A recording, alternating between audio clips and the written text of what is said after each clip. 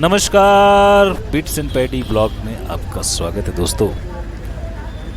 दोस्तों आपको याद होगा बिट्स और पैडी छत्तीसगढ़ हस्तशिल्प विकास बोर्ड ग्रामोद्योग विभाग की प्रदर्शनी में गए थे और वहां से उन्होंने आपके लिए बहुत सारी बाइट्स और बहुत सारे वीडियोस कलेक्ट किए, जिससे कि वो आप तक छत्तीसगढ़ की समृद्ध विरासत को, समृद्ध परंपरा को पहुंचा सकें। और उन्होंने इस ब्लॉग को 2 भाग में बनाया बिट्स एंड पैडी ने, जिससे कि आप पूरा आनंद ले सकें और हाई क्वालिटी वीडियोस के माध्यम से हम आपके लिए लगातार हमारी परंपरा से, हमारी संस्कृति से जुड़ी चीज़ें लेकर आते रहे हैं। और उसी कड़ी में ये ब्लॉग है दोस्तों। और इसका पहला भाग आपने देखा और आपने बहुत सारी चीज़ें देखी, बांस की कारीगरी, कलाकारी और कोसा उद्योग, कपड़े का काम। और अब हम इस ब्लॉग के दूसरे भाग में देखते हैं बेल मेटल का काम और झिटकू मिटकू की कहानी और बहुत सारी चीज़ें। दोस्तों आइए चलते हैं छत्तीसगढ़ की हस्तशिल्प की विरासत की एक सैर पर। ये जो सामने में है मुकुट है जिनका बड़ा सा, हाँ वो वाला, हाँ वो झिटकू मिटकू, हाँ झिटकू मिटकू है।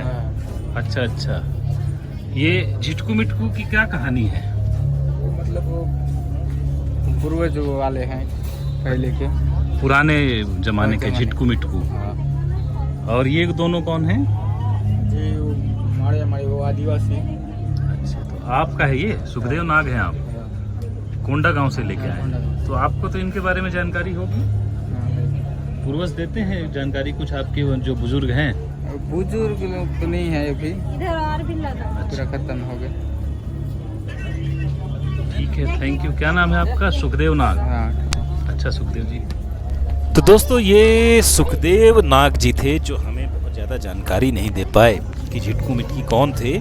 हम आगे जानेंगे झिटकू मिटकी कौन थे, क्योंकि मैंने काफ़ी कुछ नेट पे सर्च कर लिया, मुझे काफ़ी समय मिल गया। और आइए मैं मिलाता हूँ एक और कलाकार से, एक और कारीगर से, जो आपको बताएंगे इस कला के बाद। फेमस कला 3 कला होती है। एक तो बेल मेटल होती है, एक आयरन होती है और तीसरा वुड कार्विंग, जिसको जीआई टैग मिल चुकी है आयरन क्राफ्ट से। अच्छा, तो वुड कार्विंग को जियो टैग मिला है? वुड कार्विंग, ये बेल मेटल, वुड कार्विंग और ये आयरन को जियो टैगिंग मिल गया। मिल गया। आपका शुभ नाम? ललित कुमार विश्वकर्मा। अच्छा, स्टेट अवार्ड विनर। अच्छा, आपको स्टेट अवार्ड मिला है इसमें? और किसमें? ये आयरन क्राफ्ट में। आयरन क्राफ्ट्स में। प्लस सर, तो स्टेट अवार्ड में आप कौन सा भेजे थे इसमें? एक बस्तर में एक इंस्टीट्यूट टाइप का होता है, वहाँ का कल्चर है घोटुल। हाँ, जो एक वहाँ पर जो नवयुवक रात को जाते थे, कुछ प्रोग्राम्स वगैरह होता था, कुछ सिखाते थे, कुछ सीखने को मिलता था। प्लस यूनिटी में काम करते थे। किसी का शादी हुआ तो सारा काम उनके गांव में उनके द्वारा। तो घोटुल को बना के भेजे थे आप? हाँ, घोटुल के बनाए। आयरन आर्ट क्या बोलते हैं इसको? Iron craft. Iron craft. जी। अच्छा अच्छा, तो आप कोंडा गांव से आए हैं? जी जी। ये दोनों मूर्ति किसकी है सामने? ये है बस्तर की फेमस झिटकू मिटकी। झिटकू मिटकू। तो झिटकू मिटकू की क्या खासियत है, बता सकते हैं? वो कहानी क्या है? एक्चुअल में ये बहुत पुरानी है स्टोरी, लेकिन हमें बुजुर्गों के द्वारा हल्का फुल्का बताया गया है कि एक इनका प्रेम कहानी हुआ करता, डोकरा डोकरा। अच्छा अच्छा अच्छा, तो ये एक झिटकू है, एक मिटकू है? मिटकी है। मिटकी झिटकू मिटकी। तो इनका अच्छी प्रेम कथा थी उस समय। बताते हमें डिटेल्स पता नहीं है हमको भी। ठीक है, बहुत बहुत धन्यवाद आपका। तो आगे बढ़ते हैं हम।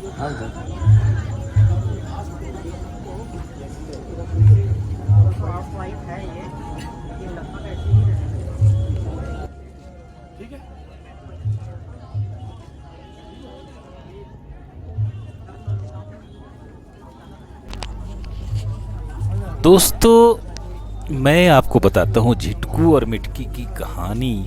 और यह पुरानी अमर प्रेम गाथा बस्तर जिले के विकास खंड विश्रामपुरी के पेंड्रावन गांव की है। और इसके अनुसार गोंड आदिवासी का एक किसान परिवार पेंड्रावन में निवास करता था और उसमें 7 लड़के और एक बेटी हुआ करती थी। और वह 7 भाइयों में अकेले होने के कारण अपने भाइयों की दुलारी थी और मिटकी के भाई इस बात से चिंतित रहते थे कि उनकी प्यारी बहन जब अपने पति के घर चली जाएगी तो वो उसके बिना नहीं रह पाएंगे। इस कारण भाइयों ने एक ऐसे व्यक्ति की तलाश शुरू की जो शादी के बाद भी उनके घर पर रह सके, और वर के रूप में उन्हें झिटकू मिला जो भाइयों के साथ काम में हाथ बटाकर उसी घर में रहने को तैयार हो गया। दोस्तों, गांव के समीप एक नाला बहना था और आप इस बीच देखेंगे स्टॉल्स में बेल मेटल और बांस की तमाम कारीगरी, जिसके बारे में मैं पहले भी आपको बता चुका हूं, कहीं रिपीटिशन भी है। और ये मेरी वाइफ श्वेता, जिन्हें मैं बिट्स कहता हूं क्योंकि इनका घर का नाम बिट्टी है, और ये कुछ परचेस कर रही हैं और इन्होंने एक डोलची खरीद ली। और महिलाएं अगर ऐसे मेले ठेले में जाकर खाली हाथ आ जाएं तो दोस्तों ये बात अच्छी नहीं है, जीवंतता का प्रतीक नहीं है। बहरहाल मैं आपको बताता हूँ मिटकी की कहानी, झिटकू मिटकी की।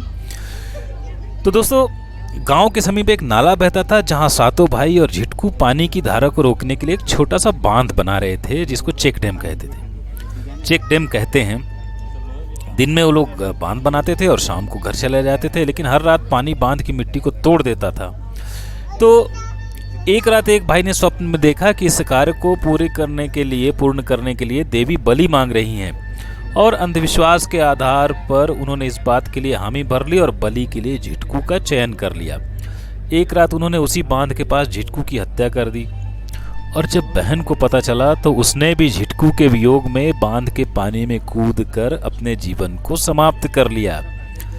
इस बलिदान की कहानी जंगल में आग की तरह सभी गांवों में फैल गई, और इस प्यार और बलिदान से प्रभावित होकर ग्रामीण आदिवासी झिटकू और मिटकी की पूजा करने लगे। आज ये आदिवासी प्रेम की सफलता के लिए झिटकू मिटकी की पूजा को सही मानते हैं। उनका कहना है कि यहाँ पूजा करने के बाद कोई भी प्रेमी प्रेमिका का सपना अधूरा नहीं रहता है। सदियों बाद आज के आधुनिक युग में झिटकू मिटकी की ख्याति बस्तर के सुदूर गांवों से देश की राजधानी तक भी फैल चुकी है दोस्तों। और आपने बहुत सी कहानियां सुनी होंगी, हीर रांझा, शीरी फरहाद, लैला मजनू, लेकिन ये हमारे छत्तीसगढ़ के आदिवासी अंचल के आदिवासी प्रेमी झिटकू और मिटकी की है, जिन्होंने ऐसा त्याग और बलिदान किया कि वो इतिहास में अमर हो गए और उनकी पूजा की जाने लगी देवी और देवता की तरह। और यहाँ हर स्टॉल में आप देखेंगे झिटकू और मिटकी की बेल मेटल और आयरन क्राफ्ट से बनाई हुई मूर्तियाँ। और इस बीच हमारे मित्र ने हमें बताया कि छत्तीसगढ़ के 3 हस्तकलाओं को जियो टैगिंग मिल चुकी है, जो प्रसिद्ध हस्तकलाएं हैं, जैसे कि बेल मेटल, आयरन क्राफ्ट और वुड क्राफ्ट, और जिनको जियो टैगिंग मिल चुकी है। और आप देखें ये झिटकू और मिटकी की विशाल मूर्ति, तो अब आपको हर जगह झिटकू और मिटकी दिखेंगे।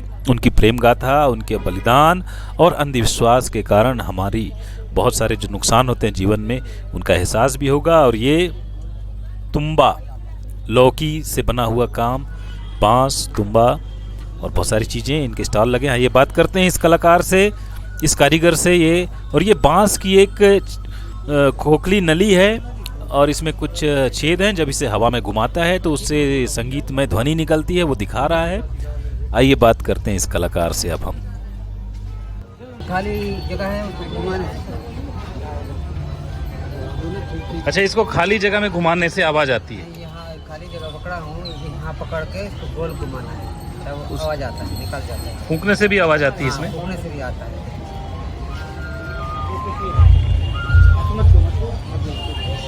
ये किस चीज़ से बना है ये बांस का बना हुआ है। बांस का? 3 वाशर फिट किया हुआ है। वाशर लगे? हाँ, वाशर लगा हुआ है। अच्छा, हवा पास हो जाता है उसमें। अच्छा। कहाँ से लेके आए आप इसको? नारायणपुर से। नारायण। और ये तुम्बा है? तुम्बा है। कुमड़े का है, लौकी का? लौकी से बनता है।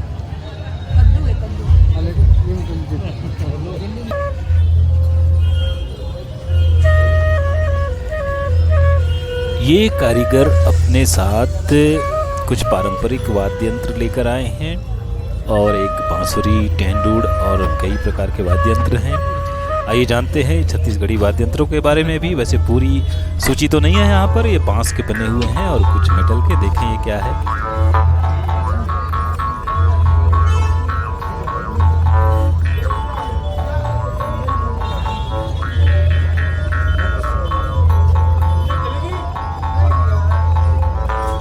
एक ही तरह से बजता है ये? हाँ उनको। ये कहाँ किस में बजाते हैं इसको? ये इसका नाम है टहंडोड़। टहंडोड़ नाम है इसका। टहंडोड़। जी। अच्छा। मुंह में लगा के सांस अंदर बाहर करने से, इसको ऐसे करने से बचता है। अच्छा, ये देसी बाजा है। हाँ इसको।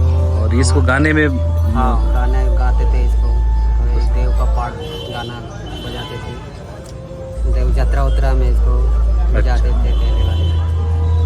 यात्रा वगैरह में इसको बजाते हुए गाने के साथ। दोस्तों, आपको यह एहसास हुआ होगा कि छत्तीसगढ़ की विरासत कितनी समृद्ध है, कितनी अनूठी है, कितनी विलक्षण है और कितनी पुरानी है। आइए कुछ और जानते हैं, कुछ और कलाकारों से मिलते हैं। इस बीच श्वेता जी भी आ रही हैं, कुछ खरीदारी कर ली है, कुछ ये करेंगी। आगे हम बढ़ते हैं, देखते हैं और क्या है। अब हम अपने अंत की तरफ बढ़ रहे हैं इस यात्रा के।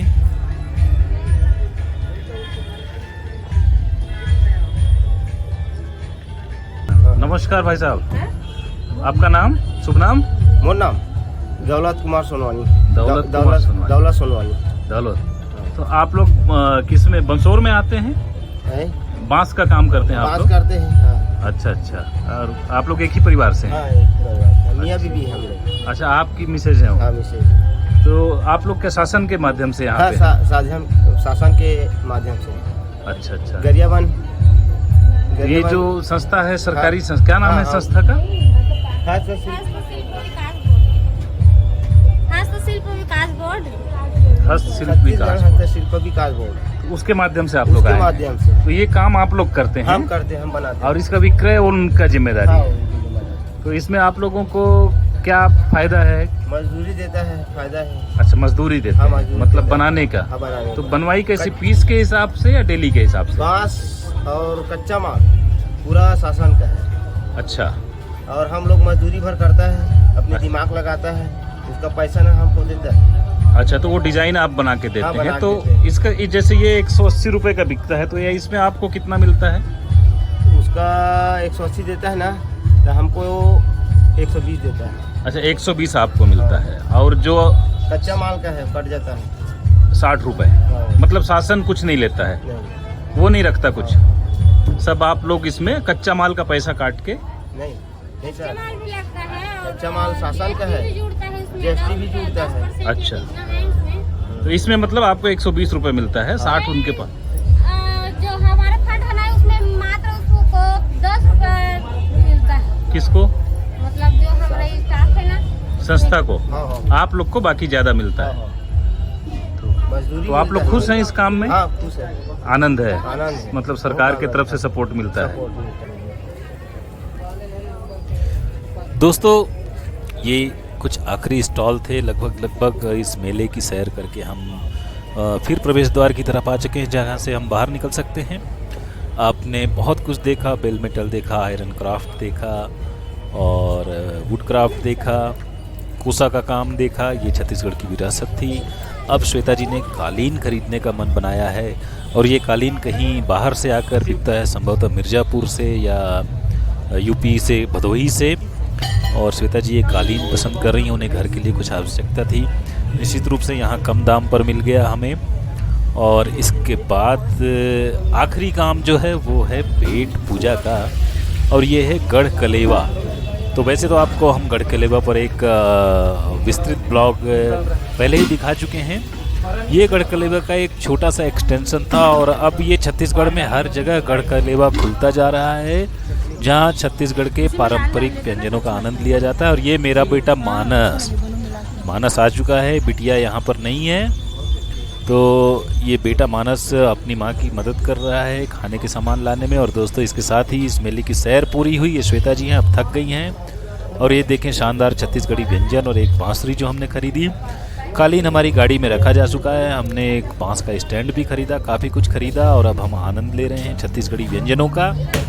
और ये मैं हूँ दोस्तों पैडी, ये बिट्स, और ये हमारा बेटा राग, और सिड यानी कि हमारी बेटी घर में है। दोस्तों, इसके साथ ही हम आपसे विदा लेते हैं। नमस्कार, और व्लॉग लेकर आते रहेंगे। आप हमें सब्सक्राइब करें, सपोर्ट करें। धन्यवाद, सादर नमस्कार, बाय बाय।